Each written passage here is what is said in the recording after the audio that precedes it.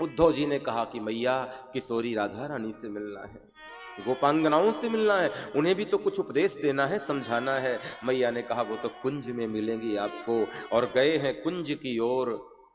जैसे ही लीला निकुंज में उद्धव जी पहुंचे तो एक परिदृश्य देखा, हजारों गोपियों के बीच में किशोरी राधा रानी बैठी हैं, आंखों से अश्रु बह रहे हैं, नेत्रों से मानो अभिषेक हो रहा है श्री कृष्ण नाम महामंत्र से, मुख से श्री कृष्ण की ध्वनि, आंखों से आंसू और जीवन का अभिषेक।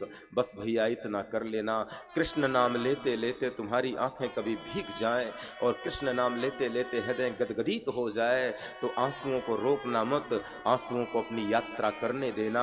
कृष्ण नाम लेते हुए, कृष्ण नाम महामंत्र से आंसुओं से जो अभिषेक होगा, तुम्हारे जन्मों जन्मों के पाप धुल जाएंगे प्यारे, तुम सनात हो जाओगे, तुम धन्य हो जाओगे।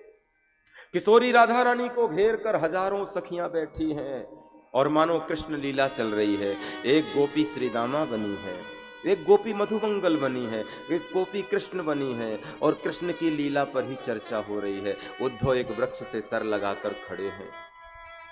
हाँ, अवसर पाते ही उद्धव बोल गए, देखो मैं यदुवंशियों का मंत्री हूं, बृहस्पति का शिष्य हूं, श्री कृष्ण का मित्र हूं, प्रभु बाल कृष्ण ने मुझे आपके पास भेजा है कुछ समझाने के लिए, कुछ प्रवचन देने के लिए, मेरी बात को मन लगा करके सुनो। और जैसे ही कहा कि मन लगा करके सुनो, गोपियां हंसने लगी। क्या कहा है आपने, आपकी बात क्या लगा करके सुने? बोले मन लगा करके। गोपियां कहती हैं उद्धव जी एक बात बताओ। बोले क्या? आपकी बात मन लगा के सुनना है? बोले हाँ। और किसी के पास मन ही ना हो तो कोई क्या करे?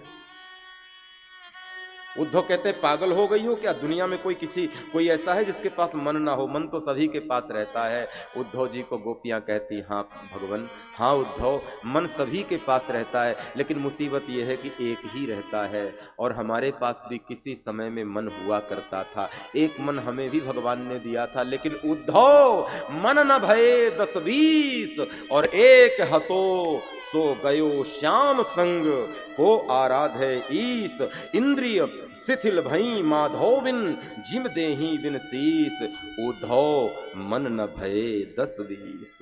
एक ही मन था, वो श्याम सुंदर कृष्ण चुरा कर ले गया। अब दूसरा मन तुम्हारा प्रवचन सुनने के लिए कहां से लाएं?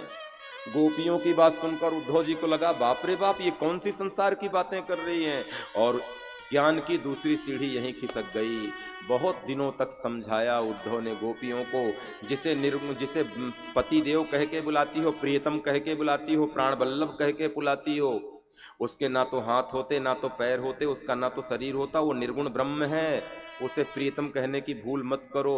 गोपियां हंसने लगी। क्या कहा है आपने? उसके हाथ नहीं होते?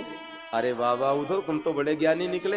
हाथ नहीं होते तो माखन मटकी उठाई कैसे? अच्छा अच्छा, आपने अभी अभी कहा उसके पैर भी नहीं होते, तो गैया चराने गया कैसे?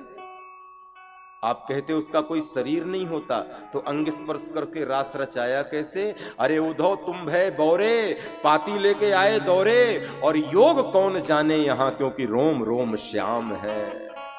कौन जानता है योग की बातें? तो जब गोपांगनाओं ने प्रवचन दिया, प्रेम तत्व का दर्शन कराया, तो उधो सूधो होए चलो, सुन गोपिन के बोल, और ज्ञान बजाई डुमडुमी और प्रेम बजायो ढोल।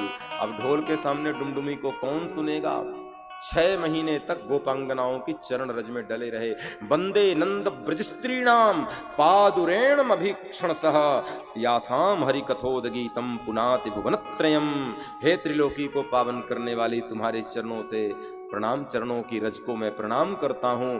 तुम्हारे मुख से निकलने वाली कृष्ण कथा ने मेरे जीवन को धन्य कर दिया।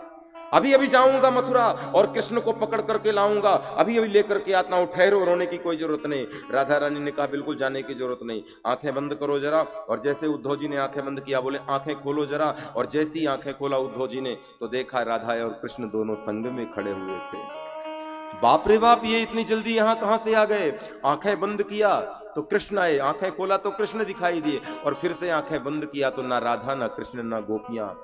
2 घंटे के लिए गए थे, 6 महीने गोपियों की रज में लेटते रहे।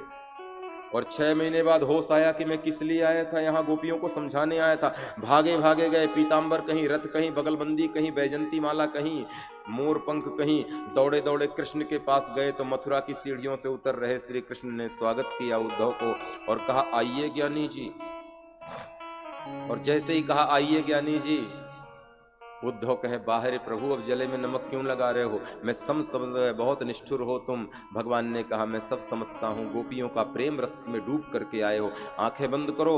और जैसे आंखें बंद करी, कहा आंखें खोलो। और जैसी आंखें खोली तो देखा उद्धव जी ने वहां पर किशोरी राधा रानी और हजारों गोपियां और श्री कृष्ण खड़े हुए हैं।